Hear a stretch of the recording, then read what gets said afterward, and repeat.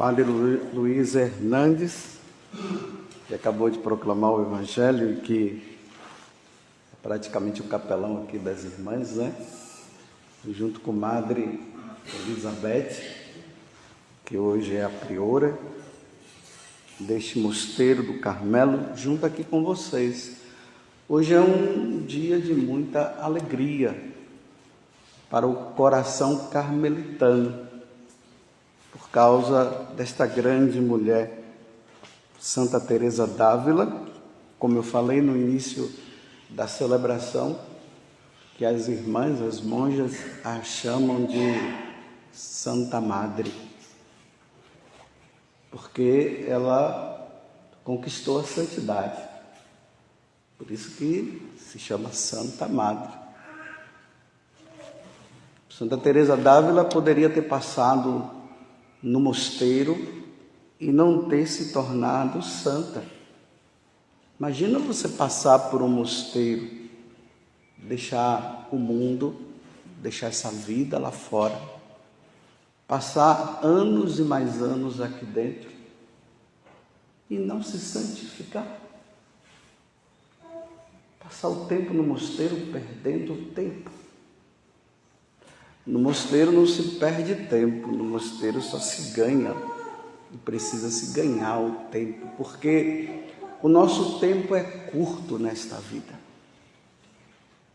Nós não temos um período longo. Uma pessoa pode chegar até 110 anos, 120, mas em comparação para a eternidade será sempre pouco tempo. Provavelmente deve ter algum Carmelo aí no mundo que tenha tido alguma irmã que morreu com 90, com 100 anos, mas o tempo dela acabou. Porque ela precisa entrar naquilo que nós dizemos que é eternidade, que não é o tempo. A eternidade é necessária.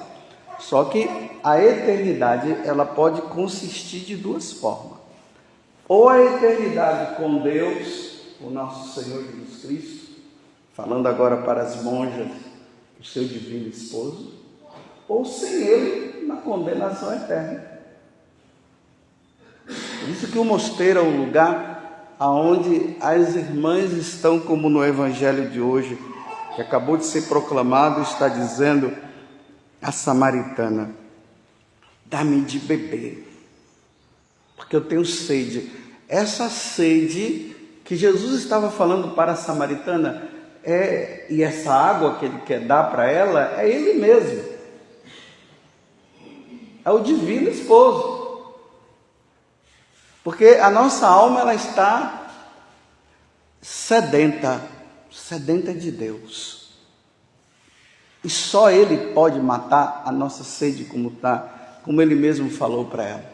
Embora ela não estivesse entendendo, porque na cabeça da samaritana, para ela, Jesus estaria falando de água normal.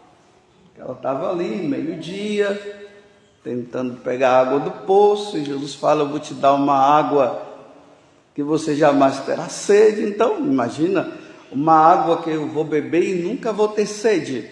Então ela disse: então me dê dessa água. E Jesus disse, embora ela não estivesse sabendo, Jesus estava se referindo a Ele mesmo. A vida no mosteiro da Senhora precisa ser essa busca incessante, como está dizendo no livro da sabedoria, sobre a sabedoria, que nós devemos buscar essa sabedoria.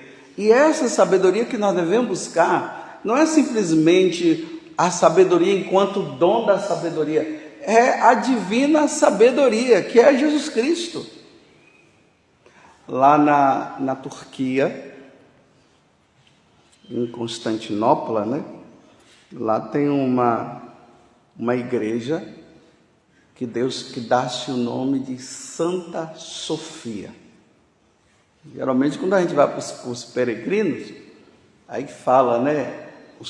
A Basílica de Santa Sofia, todo mundo fica perguntando: mas quem é essa Santa Sofia? Que ninguém nunca ouviu falar. Quem foi que canonizou essa Santa Sofia? Só que Sofia quer dizer sabedoria. Por isso que vem filosofia, o estudo da sabedoria. Então essa sabedoria é a sabedoria divina. Então essa basílica ela foi construída em louvor, foi uma das primeiras. Ela foi criada, foi construída em louvor à divina sabedoria. E a sabedoria é nosso Senhor Jesus Cristo. Então, as irmãs estão aí em busca desta sabedoria, buscando incessantemente na meditação. Essa meditação que é necessária é o recolhimento. Por isso que as irmãs não podem ser faladeiras, não pode ficar matraqueando, né? Santa Teresa, ela chamava a atenção das irmãs que matraqueavam demais. Porque quando se fala demais, se ouve menos a Deus. Por isso que as irmãs vivem nessa busca do silêncio, nesse recolhimento. Uma irmã tagarela, muito agitada, como Marta, né? Muito agitada, nunca vai encontrar o Senhor, nunca vai ter a união com o Senhor, e não tendo essa união com o Senhor, ela não vai se santificar. Eu repito, passar tanto tempo no mosteiro perdendo tempo, você sai lá desse mundão. O povo aqui já não compreende porque as senhoras ficam aí dentro, dizendo que as senhoras estão presas, e quem está preso somos nós.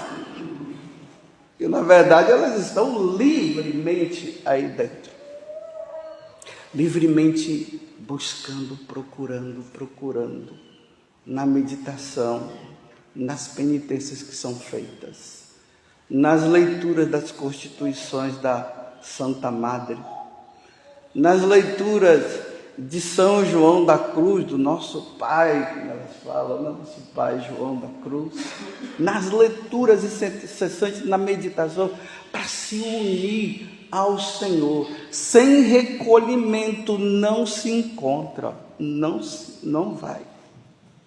Uma irmã que não busca o recolhimento, ela está com algum problema, viu? Precisa rever a vida. Precisa rever por que ela está olhando pela janela. Sabe aquela história das cebolas do Egito? Que o povo de Israel, quando sai do Egito, aí eles queriam voltar para comer as cebolas do Egito, cebola e alho, né? Duas coisas tão boas assim para comer, né? Assim, se não tiver alguma coisa em volta, vai comer alho. Saudade dos alhos e saudade da cebola. Então, a irmã que sente saudade do mundo, ela fica com a cabeça sempre do lado de fora, olhando lá. Ela não pode ficar olhando para lá. O coração dela tem que estar voltado para Deus. Porque os inimigos da monja é ela mesma, o mundo,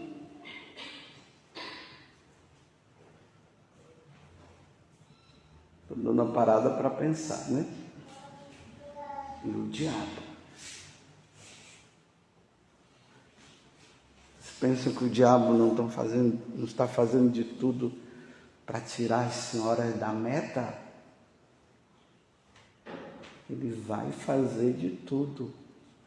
E ele entra de forma sutil, trazendo novidades. A igreja hoje está passando por um processo de crise muito grande, porque a igreja está em busca de novidades, e a novidade está buscando fora. Só que a novidade não deve buscar fora, deve buscar dentro, e a novidade é nosso Senhor Jesus Cristo. Aí vem técnicas de oração, cuidado com essas técnicas. A Santa Madre já deu a técnica por excelência. Não busquem técnicas fora, porque vai destruir a vida das carmelitas, essa busca de novas técnicas. Ela já deu, ela já ensinou tudo e ela já deu a fórmula de como as irmãs e todos nós, no caso, iremos nos encontrar com o nosso Senhor Jesus Cristo. Não precisa ir atrás de novidades. Lembremos que a Santa Madre, ela passou por um processo de conversão, até dentro do mosteiro. Imagina, não dá para entender, né? Uma carmelita, isso aqui é uma visão mais humana de quem está fora. Uma carmelita que não está convertida dentro do mosteiro. É óbvio que vocês aí que estão aqui, imaginem, todas são convertidas. Imagine se uma irmã disser assim, vou me confessar, aí vocês vão dizer assim, nossa, mas confessar o quê? Ah, tem muita coisa para confessar sim, muita. E ai das que não confessarem. Ai da carmelita que não busca mais um sacerdote para a confissão, está prestes a cair no abismo. Então, a Santa Madre passou por um processo de conversão. Aí no livro da vida, eu vou até ler aqui, o momento da conversão dela. O livro da vida, no capítulo 9. Ela diz assim: aconteceu-me de entrando um dia no oratório, ver uma imagem guardada ali para certa festa a ser celebrada no mosteiro. Era um Cristo com grandes chagas. Eu tive a oportunidade de ver, não estou falando isso para me exibir não, viu? Mas eu tive a oportunidade lá em Ávila, eu ver essa imagem, porque eu sempre tinha curiosidade de saber que imagem era essa do ex-homem, né? Jesus lá, amarrado, com a coroa de espinhos na cabeça e com aquele manto. Jesus flagelado também. Era um Cristo com grandes chagas, que inspirava tamanha devoção que eu, de vê-lo, fiquei perturbada, visto que ela representava bem o que ele passou por nós. Foi tão grande o meu sentimento por ter sido tão mal agradecida àquelas chagas, que o meu coração quase se partiu. Lancei-me aos seus pés, derramando muitas lágrimas e suplicando que me fortalecesse de uma vez para que eu não o ofendesse. Aí depois ela diz que pede a intercessão de Santa Maria Madalena, e ela começa a meditar Jesus no horto. E um dia, numa pesquisa, eu fui saber que houve um colóquio dela com aquela imagem. Bem, não sei se é verdadeiro, porque no livro da história da vida dela eu não encontrei. Mas diz que o diálogo foi assim: Senhor, quem vos colocou aí? Ela ouviu uma voz: foram as tuas conversas no parlatório que me puseram aqui, Teresa. Ela chorou muito e a partir de então não voltou mais a perder tempo, porque as monjas ficavam perdendo tempo no parlatório, os caras tocando lá violão, o mundo entrando no Carmelo. Olha só, o mundo entrou no Carmelo. O mundo não pode entrar. O mundo que eu estou dizendo é o mundo que se opõe a Deus. O mundo que se opõe a Deus não pode entrar no Carmelo, porque destrói as carmelitas. Não pode entrar. É do portão dali para fora. Então o mundo estava entrando, e foi isso que levou Santa Teresa a essa reforma do Carmelo, porque o mundo estava entrando no Carmelo e ela não dá para viver. E essas conversas perdidas, perdendo-se tempo com conversas que não tem nada a ver. Já se tem o recreio que é necessário para conversar ali, brincar um pouco, se divertir, mas fora isso, só o necessário, porque a batida do coração tem que estar sempre no amado, naquele que ama. A conhecer o amado. Como diz São Paulo na carta aos Filipenses, eu tenho em conta de perda todo o conhecimento que eu tenho em relação ao conhecimento que eu devo ter de meu amado, de meu Senhor Jesus Cristo. Não sei se as senhoras sabem, tem um livro que, graças a Deus, foi traduzido para o português, e vocês podem até encontrar o terceiro abecedário espiritual de Francisco de Osuna, que era também um outro livro que eu ficava curioso. Eu dizia, eu preciso conhecer esse livro, que levou Santa Teresa a essa mudança toda. A gente tem que ir na fonte, como está falando aqui, né? A gente tem que ir lá, beber da fonte para conhecer. E nesse livro, no primeiro capítulo, o Francisco de Osuna, esse livro ele vende na Cultor de Livro, né? Para quem quiser ler, porque é um livro muito bom. Ele diz que tem 3 razões para se aproximar de Deus. Imagina Santa Teresa lendo, né? E essa mudança acontecendo dentro do coração dela. E ele dizia assim que as 3 razões para se aproximar de Deus. A primeira é a amizade com Deus. Irmãs, não sejam somente esposa, sejam amigas também. Porque a amizade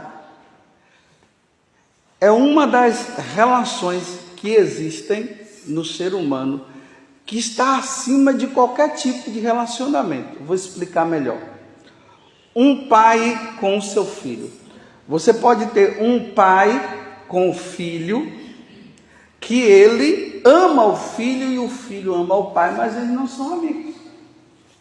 Você pode ter uma esposa que ama o seu esposo e o esposo ama a sua esposa, mas eles não são amigos. Quer dizer, existem coisas que ela não fala para ele, embora os dois se amam, dão a vida um pelo outro, mas não se amam. Por isso que eu estou dizendo, não sejam somente esposas, sejam amigas, amigas de nosso Senhor, porque aí a senhora vai falar no coração dele e ele vai falar também no coração da senhora. Então a primeira coisa, a amizade com Deus. A segunda, ele diz, essa amizade com Deus, ela é acessível. Não é uma amizade que é difícil de se encontrar. É acessível. Aí ele vai dizer o seguinte: Deus vem ao nosso encontro e nós vamos ao encontro dele. Então, se ele vem ao nosso encontro, mas nós não vamos ao encontro dele, então não vai ter encontro. Aí ele usa o livro dos Provérbios, que ele vai dizer assim: é impossível que um ser humano, falando de um modo geral, não procure a Deus, mas ele só não vai procurar Deus se ele não amar a Deus. E aí ele vai colocar empecilhos para isso. Aí ele usa o Provérbio 18, versículo 1. O que quer separar-se do seu amigo, busca ocasiões para isso. Para não se encontrar com ele, é só criar coisinhas. Aí não vai se encontrar. Uma monja carmelita, ela tem que lutar e fazer o máximo que ela puder possível para se encontrar com Deus. Imagine a irmã passar o dia e dizer assim: não rezei o ofício hoje, não rezei a liturgia, que lástima, porque teve tanta coisa para fazer, que ela vai dizer: nossa, que lástima, não pude nem me encontrar com o Senhor. Não é ficar assim, dizer assim: nossa, hoje eu não pude nem rezar porque eu tive muitas coisas para fazer. E isso não é vanglória, isso é tristeza. Você teve tanta coisa para fazer que não teve tempo para estar com Ele. Pelo menos perdeu um dia. Se todos os dias deve ser constituído por esse encontro. Ele é acessível. Ele só não será acessível se as senhoras não quiserem. E aí tomar cuidado com as coisas que vão entrando e que poderiam estar tirando a senhora de Deus. Existe uma virtude que o diabo tem, é da paciência, sabia? Ele é muito paciente. Quando ele quer destruir uma monja, ele sabe como fazer. Ele vai dando pitadinhas de saída de Deus, até quando chegar lá na frente, ela sair completamente. Ela vai saindo aos poucos que ela nem percebe. E quando ela está fora, ela nem percebeu que já saiu. Na paciência que ele vai. Vigilância.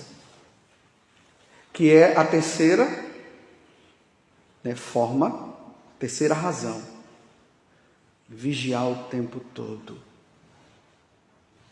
Todo o tempo, essa vigilância. Por isso que o silêncio é necessário. Para que haja, para que os olhos da alma possam estar atentos e dizer assim: isso aqui não é de Deus. Eu não vou entrar nessa, não. Se não vigiar, o diabo pega e destrói. Aí eu vou terminar.